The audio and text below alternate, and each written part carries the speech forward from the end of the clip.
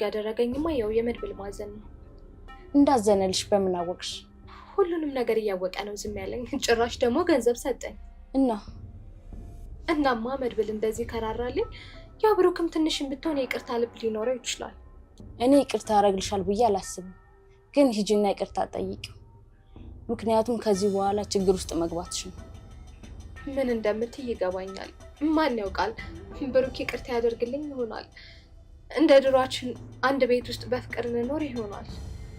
እንደ ድሮ ማለት ሚስቱ ነሽ ቅድስትን እየተሳደብሽ ምሳሌ ለመግደል እየሞከርሽ እንደዛ ምናምን ነው። አሁን እድሉን ባገኝ ለምሳሌ ራስ ጥሩ እናት ነው የምሆንላት። ለቅድስትስ ጥሩ አሰሪ ትሆኝላታለሽ? ለሷ እንኳን አይመስለኝም። ከአንዳንድ ነበር ከዛ ቤት ማስወጣት። ለኔ ግን ቅድስት ጀግና ናት።